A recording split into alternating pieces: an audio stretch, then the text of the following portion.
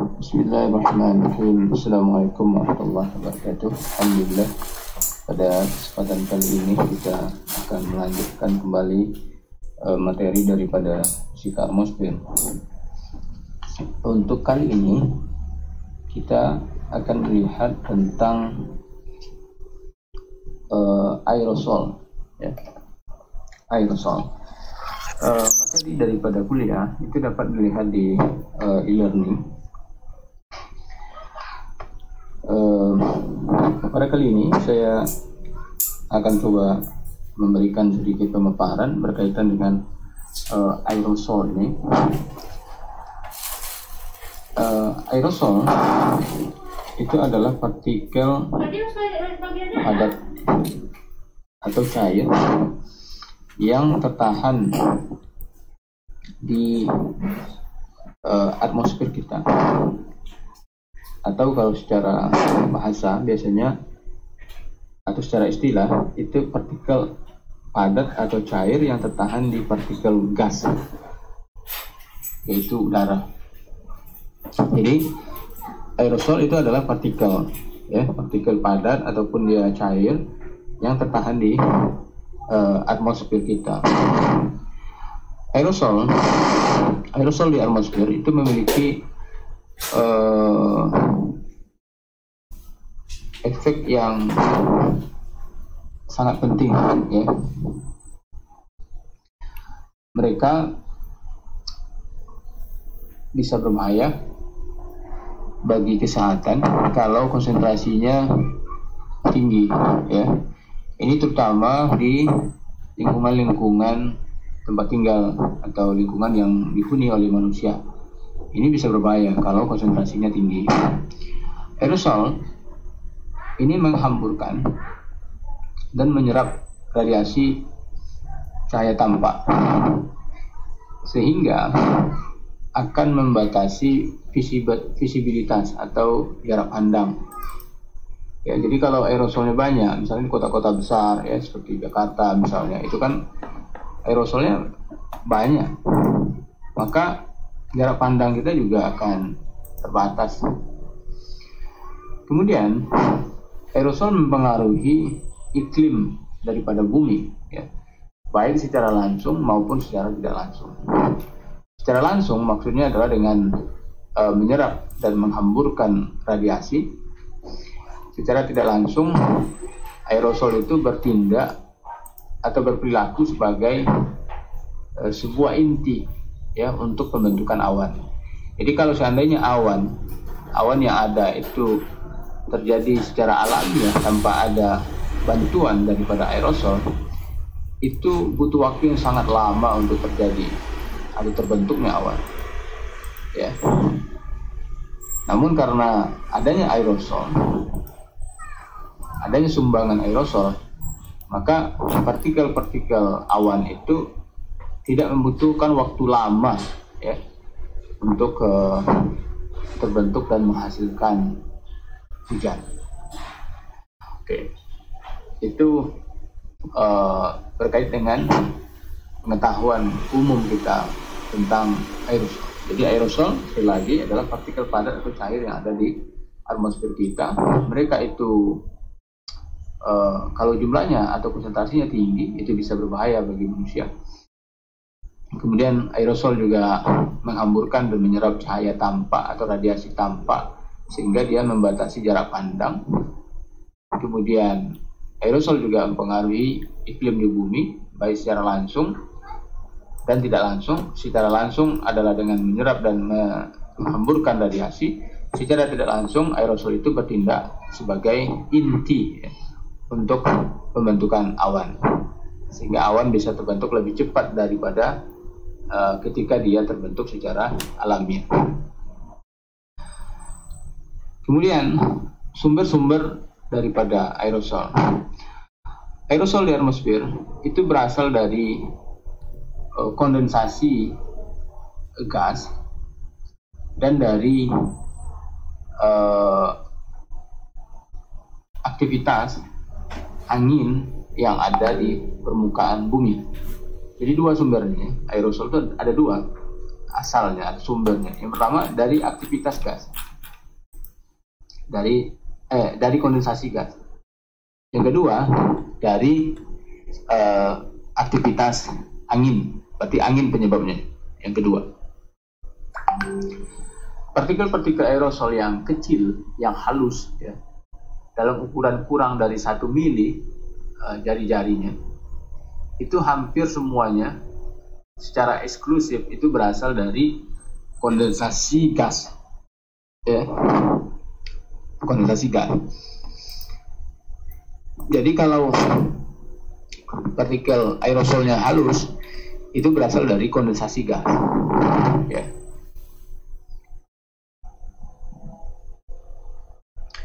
Gas-gas yang menjadi prekursor untuk terbentuknya aerosol yang halus ini adalah asam sulfur atau sulfuric acid, ya, asam sulfur. Kalau bahasa kimianya asam sulfur H2SO4.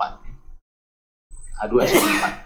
Jadi gas utamanya yang membentuk aerosol halus itu adalah asam sulfur yang dihasilkan oleh atmosfer, yang dihasilkan di dalam atmosfer oleh oksidasi daripada sulfur dioksida atau SO2, ya. Oke.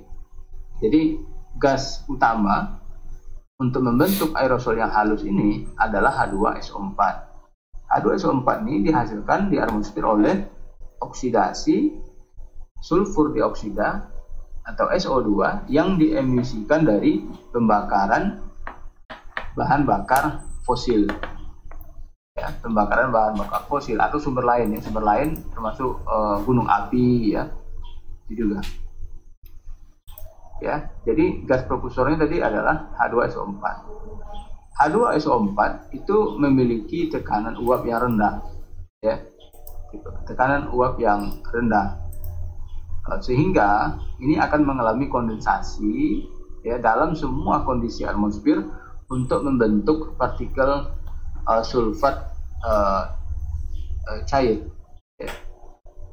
Partikel sulfat berair, ya, mengandung air, atau kalau dalam bahasa Inggris biasanya aqueous sulfat, ya. Kemudian komposisi daripada partikel sulfat ini itu bisa dimodifikasi oleh kondensasi daripada gas lain dengan tekanan uap yang rendah tentunya. Jadi termasuk oleh NH3, kemudian apalagi yang dahulu kita sudah mengenal nih, HNO3, dan lain-lain.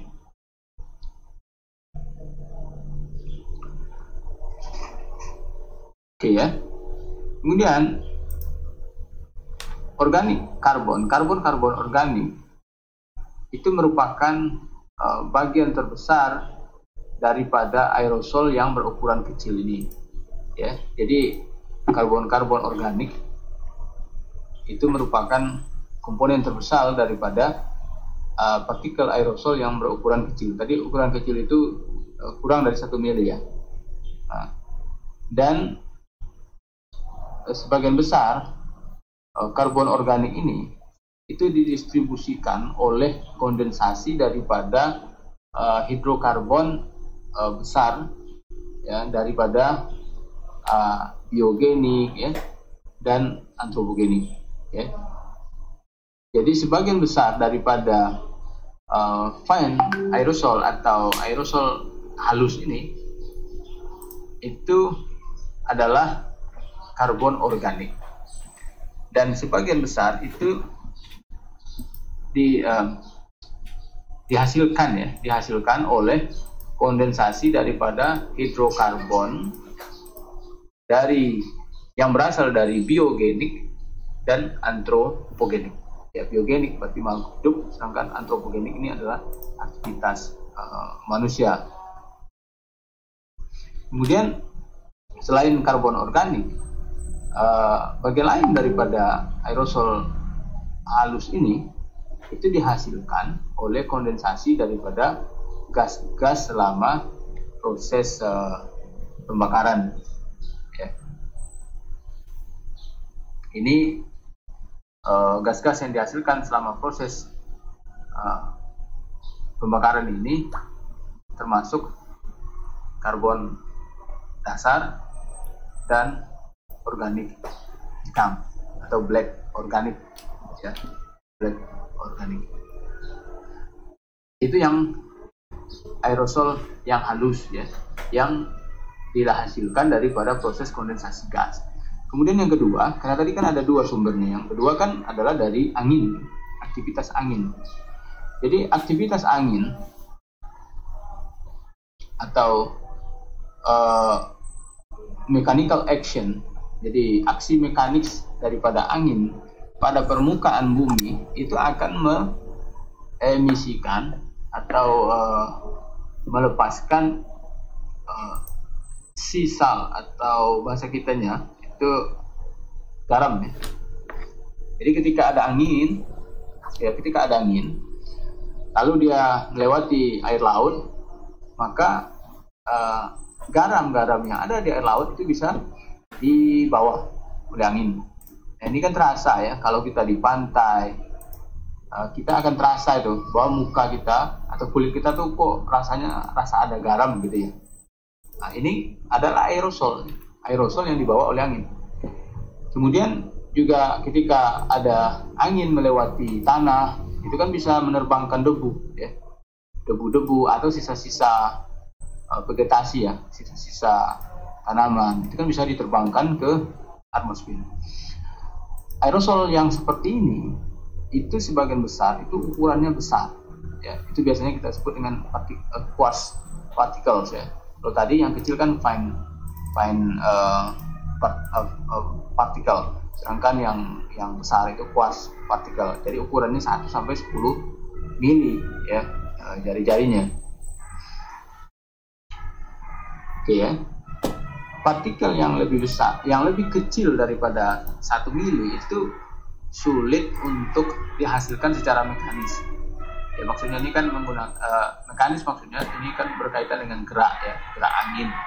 Jadi kalau yang kecil tadi seperti yang di atas kita ceritakan, itu sulit dihasilkan secara mekanis karena mereka memiliki rasio luas volume itu yang besar, ya. Jadi rasio luas terhadap volume nilainya besar, sehingga tegangan permukaan mereka per satuan volume aerosol itu menjadi tinggi, ya, sehingga angin sulit untuk menghasilkan aerosol ini, ya.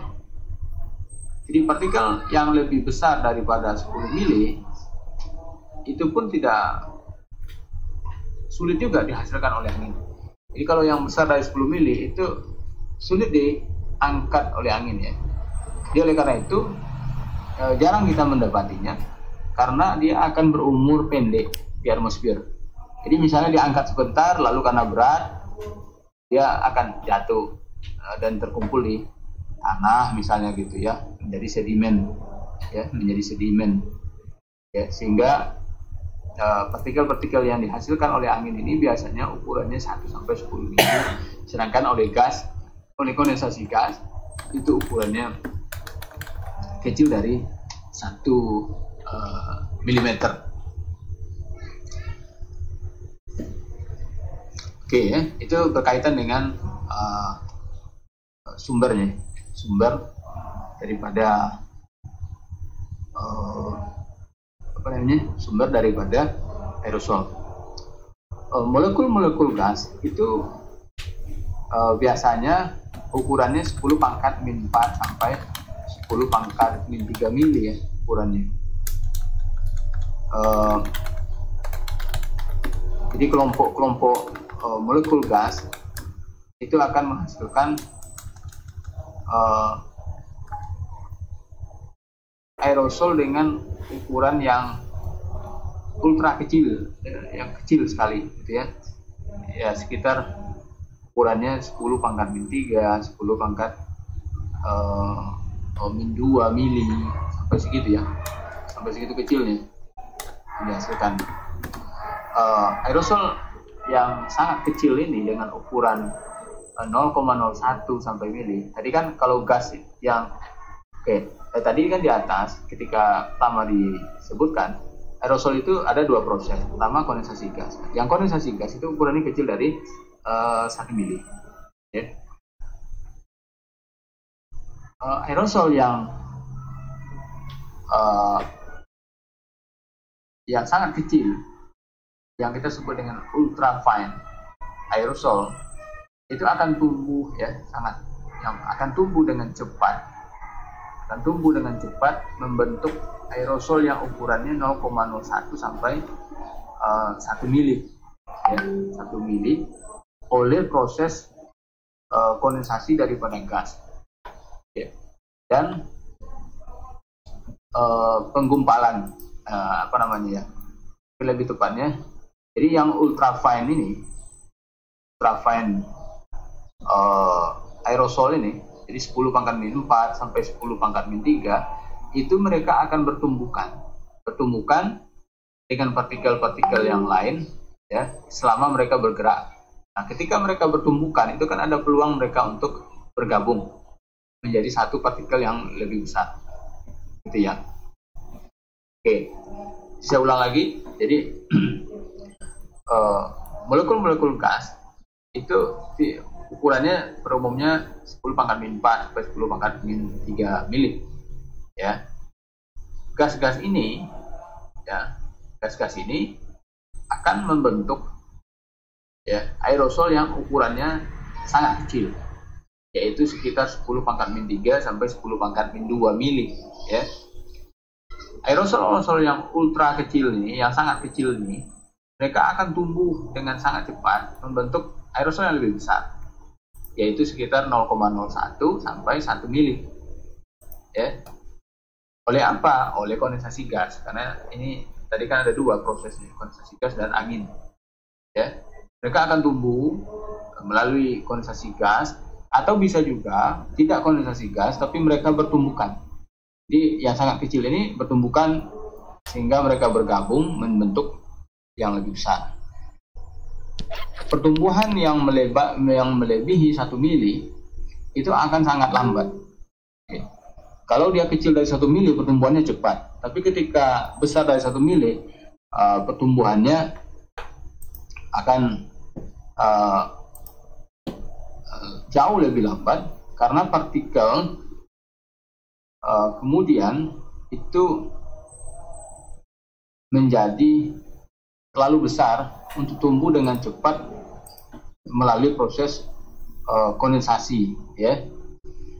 Dan karena pergerakan random dari partikel yang besar ini juga akan lebih lambat, ya. Akibatnya juga akan menurunkan proses tumbukan daripada partikel ini.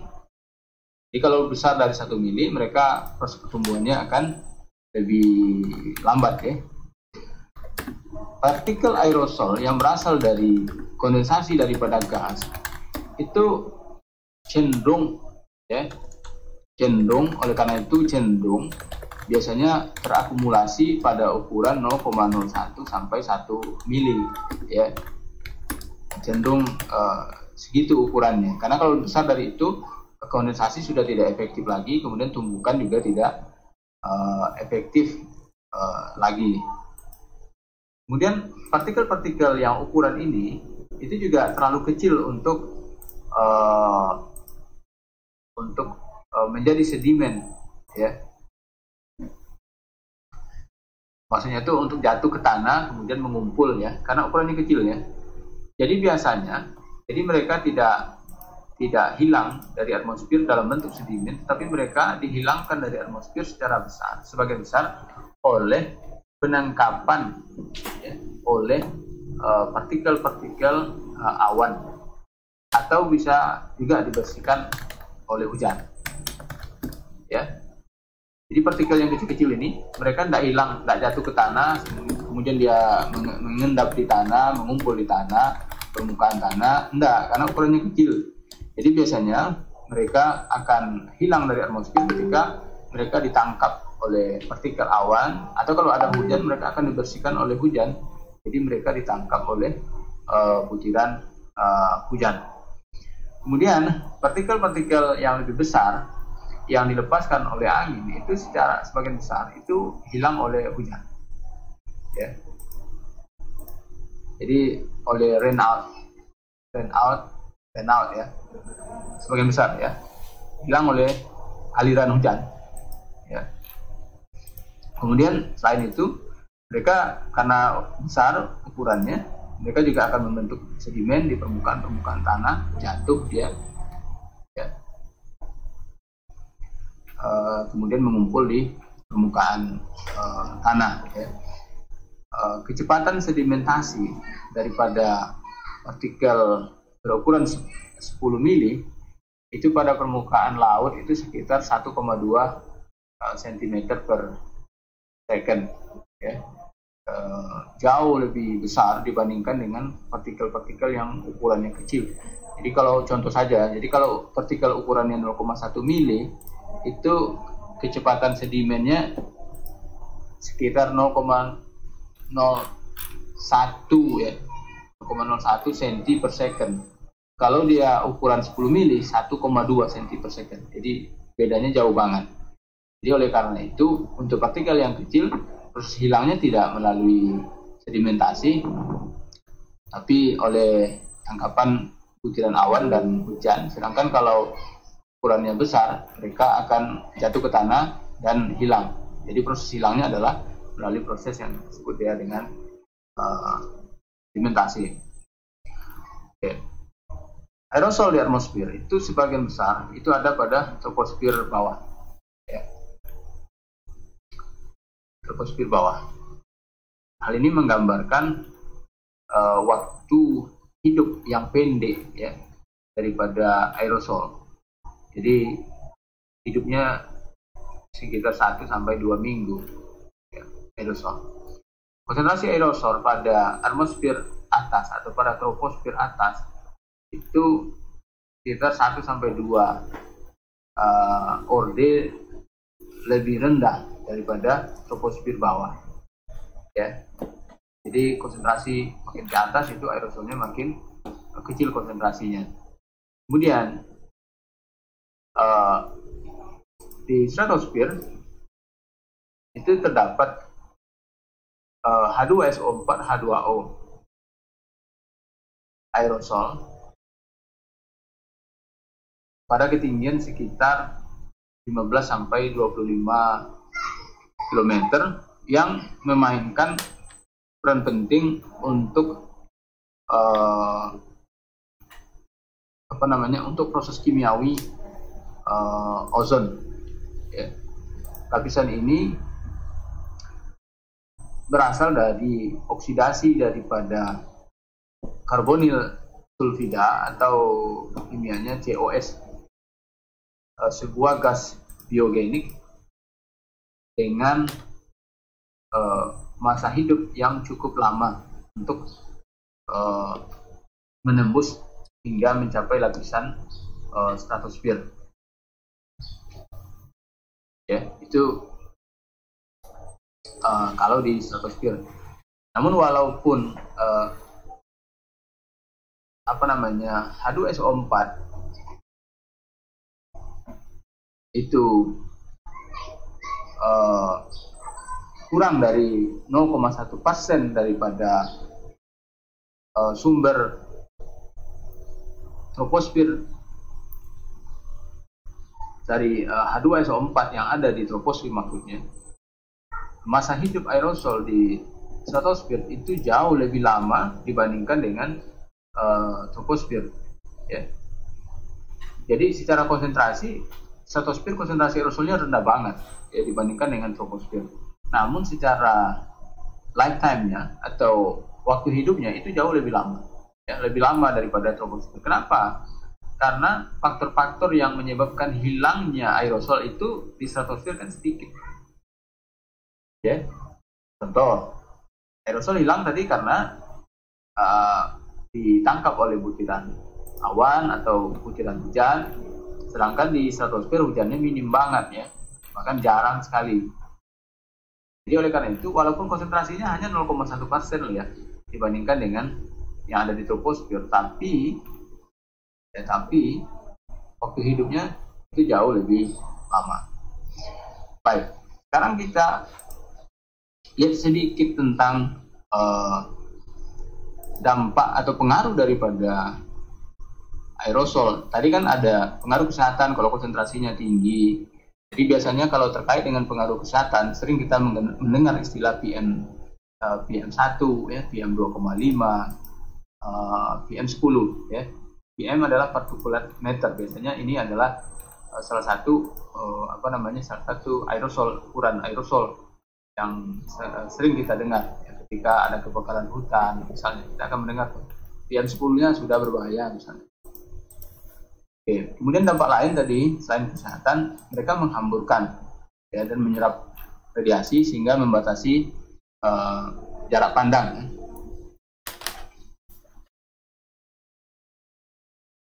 Jadi hamburan itu bisa terjadi melalui proses hamburan yang terjadi itu bisa pemantulan, ya, bisa pembiasan atau bisa juga difraksi, ya.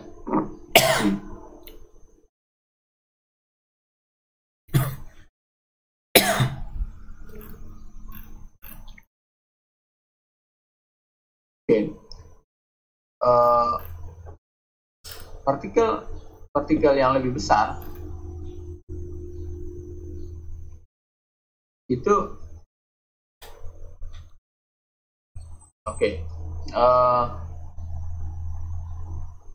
biasanya hamburan itu maksimum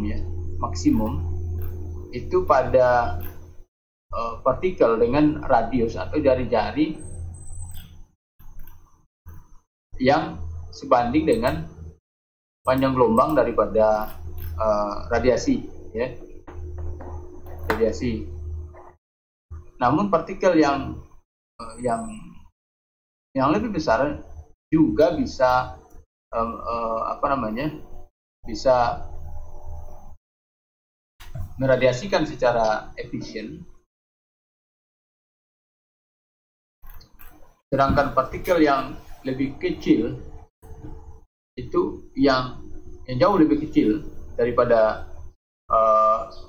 kalau kita ambil misalnya cahaya hijau misalnya, ya, itu kan efisiennya kan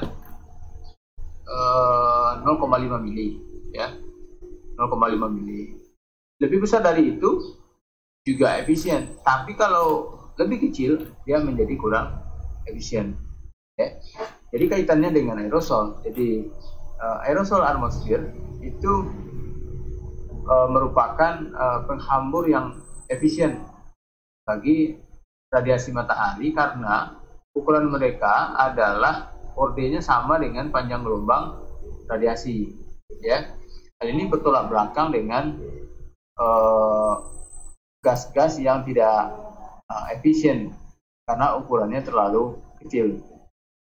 Jadi sebagian partikel aerosol seperti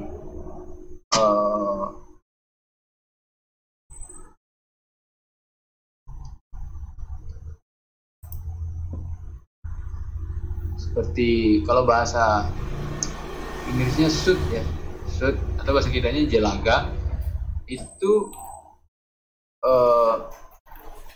juga bisa menyerap radiasi, ya, bisa menyerap juga radiasi. Walaupun kebanyakan menghamburkan, tapi ada juga sebagian yang bisa menyerap radiasi, ya, sama soot. Kemudian berkaitan dengan visibility atau jarak pandang.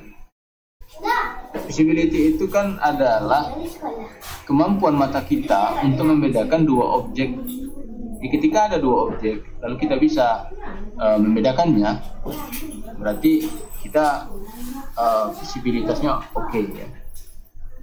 Hamburan daripada radiasi matahari oleh aerosol merupakan proses utama yang membatasi visibilitas kita di troposfer. ya. Kalau aerosolnya tidak ada, itu visibilitas mata kita itu 300 kilo, ya. Kalau tidak ada ya, kalau tidak ada aerosol, jadi visibilitas kita itu sekitar 300 kilo, ya. Jadi dibatasi oleh hemburan molekul-molekul udara. Aerosol antropogenik di pemukiman-pemukiman, ya, itu biasanya mengurangi visibilitas kita 1 orde atau sekitar satu orde, ya, dibandingkan dengan kondisi dia tidak polusi. Jadi kalau di daerah-daerah yang tercemar, itu visibilitasnya bisa berkurang 1 orde, ya, 1 orde dibandingkan dengan daerah-daerah yang tidak tercemar. Penurunan visibilitas oleh aerosol antropogenik atau buatan manusia, karena kalau di pemukiman itu kan buatan manusia, bisa melalui pembakaran dan lain sebagainya, kegiatan pabrik dan lain sebagainya, juga merupakan masalah yang serius, ya. Tidak hanya di negara-negara yang industri, tapi juga di negara-negara yang juga tidak begitu maju industrinya, termasuk di kita, itu juga sudah menjadi masalah. Misalnya di kota-kota besar seperti Jakarta, itu kita bisa lihat kalau sudah agak siang dikit, itu sudah, ya, jarak pandangnya sudah pendek. Pengurangan visibilitas itu paling besar, ya, itu paling besar pada kelembaban relatif yang tinggi. Jadi ketika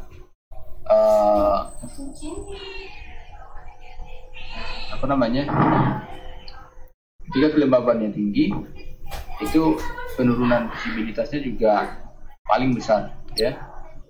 Jadi akan meningkatkan tampang lintang penyerapan, ya, tampang lintang penyerapan, ya, pada saat itu. Dan hal ini biasanya kita sebut dengan kabut atau haze, ya. Kita sebut dengan kabut, ya. Kita sebut dengan kabut. Jadi kabut itu terjadi ketika kelembabannya tinggi, ya. Kelembabannya tinggi.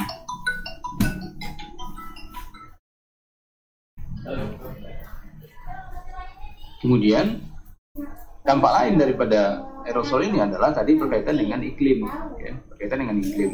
Jadi hamburan radiasi matahari oleh aerosol ini akan meningkatkan albedo daripada bumi kita, ya, karena sebagian daripada cahaya yang dihamburkan itu akan dipantulkan kembali, ya, ke atmosfer, ya. Hal ini akan menghasilkan pendinginan daripada permukaan bumi, ya. Pendinginan daripada permukaan bumi, ya. Jadi kalau aerosolnya sangat tinggi, maka dia akan memantulkan kembali radiasi daripada matahari. Jadi oleh karena itu ini bisa kita lihat ketika terjadi gunung api misalnya. Ketika terjadi gunung api, itu kan gunung api banyak melepaskan partikel-partikel ke udara, maka pada waktu itu sinar matahari tidak banyak yang sampai ke bumi, ya, tidak banyak yang sampai ke bumi. Dia dipantulkan lagi oleh aerosolnya, oleh partikelnya, sehingga pada saat itu konsekuensinya adalah menurunkan tingkat evaporasi, sehingga menurunkan juga curah hujan, ya, menurunkan curah hujan. Itu kaitannya dengan iklim, ya.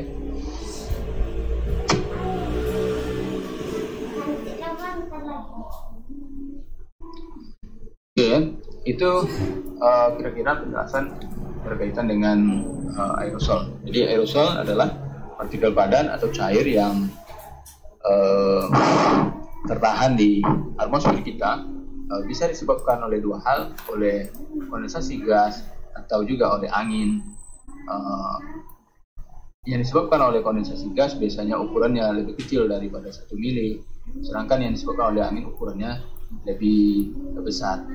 Yang disebabkan oleh angin itu biasanya hilang dari atmosfer dalam bentuk sedimentasi, sedangkan yang ditimbulkan oleh kondensasi gas itu akan hilang di hilang di atmosfer akibat diangkap oleh partikel-partikel awan atau partikel-partikel hujan. Kemudian radiasi, kemudian aerosol itu menimbulkan mempengaruhi banyak hal, mempengaruhi kesehatan kita, terutama kalau konsentrasinya tinggi, ya. Di sana ada muncul PM1, PM2,5, PM10, ya. Kalau konsentrasi PM10 atau 1 atau 2,5 tinggi, ini akan sangat membahayakan kesehatan kita. Ini sering kita lihat ketika ada kebakaran hutan, itu pihak-pihak terkait akan mengumumkan konsentrasi PM10 sekian. Kemudian juga berpengaruh terhadap jarak pandang kita, ya, jarak pandang kita, karena aerosol itu akan menghamburkan dan menyerap radiasi cahaya tampak, ya. Biasanya kalau ukurannya sangat kecil, ya, lebih kecil, biasanya mereka tidak menjadi penghambur yang efisien, ya. Kalau partikelnya agak besar, mereka akan menjadi penghambur yang efisien. Kemudian tadi yang kita sudah lihat berkaitan dengan penurunan jarak pandang. Kalau dalam kondisi normal jarak pandang kita sekitar 300 kilo, tapi kalau terdapat aerosol itu jarak pandang kita berkurang, ya. Bahkan kalau kebakaran hutan, jarak pandang kita sering kurang dari 1 kilo, sehingga menyebabkan pesawat tidak bisa landing, ya. Ini karena banyaknya tingginya konsentrasi daripada aerosol yang ada di atmosfer. Aerosol, penurunan jarak pandang itu paling tinggi terjadi kalau kelembaban tinggi, ya. Jadi pada saat itu terjadi peningkatan luas penampang untuk hamburan.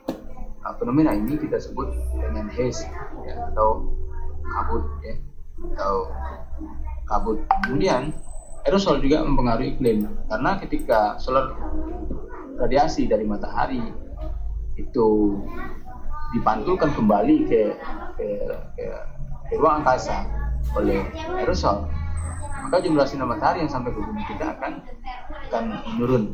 Kalau menurun sinar matahari yang sampai ke bumi kita, maka akan terjadi pendinginan bumi, ya. Ini contohnya terjadi pada saat terjadi erupsi gunung api. Baik, demikian terkait dengan penjelasan, ya. Mudah-mudahan bisa dipahami. Kemudian tolong nanti dilihat di e-learning, dicek dapat tugas atau tidak. Kalau ada pertanyaan bisa sampaikan di WA saja untuk hari ini. Demikian, Assalamualaikum warahmatullahi wabarakatuh.